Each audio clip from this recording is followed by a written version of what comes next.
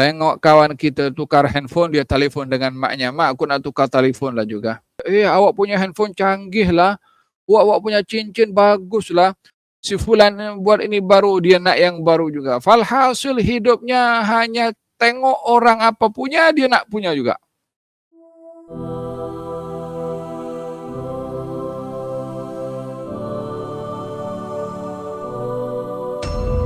Dengan Allah hendaklah kamu merasa kaya, maka kamu akan menjadi orang yang sebenar-benarnya kaya.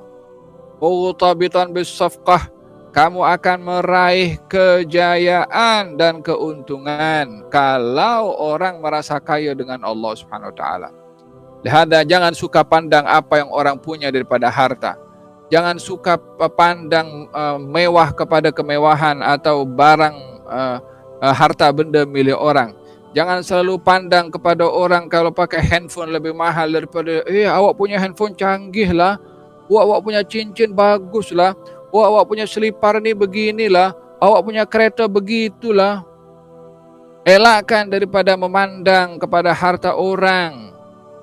Elakkan daripada melihat kepada kekayaan orang, supaya kita ini tidak tergelincir kepada rasa tidak syukur dengan apa yang diberi oleh Allah Subhanahu wa taala. Lihatlah kepada diri sendiri kaya dengan apa yang kita punya. Jangan merasa miskin dengan apa orang lain punya.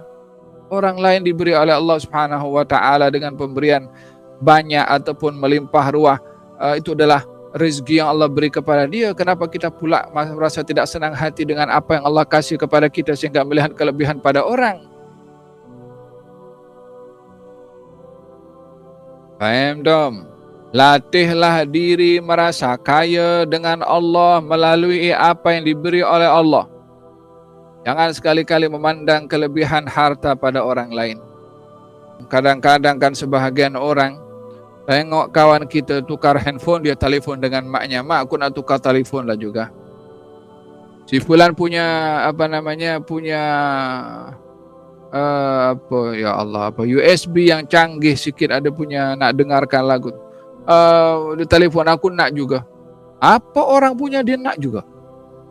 Tidak melihat kepada apa yang diperlukan sebagai keperluan, tetapi hanya melihat orang lain punya, dia nak juga punya. Si fulan beli beg baru, dia nak beli beg baru. Si fulan tukar kereta baru, dia nak tukar kereta baru.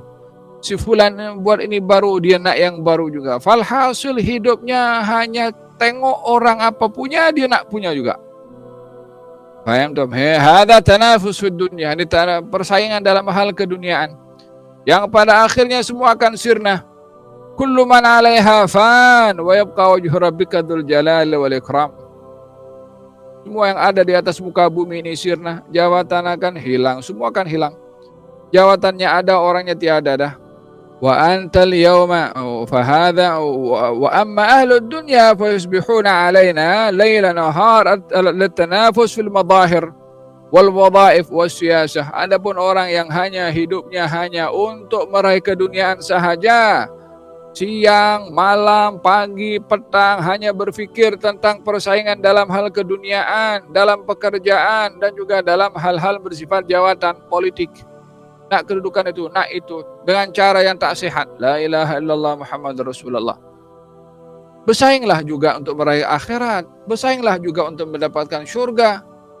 Dalam hal keduniaan bersaing, dalam hal akhirat. Bagian daripada mereka kalau dalam hal keduniaan bersungguh-sungguh, pagi bangun, dalam hal akhirat khalas. Yang penting kita salat, yang penting kita puasa. Hal-hal yang lain tak peduli.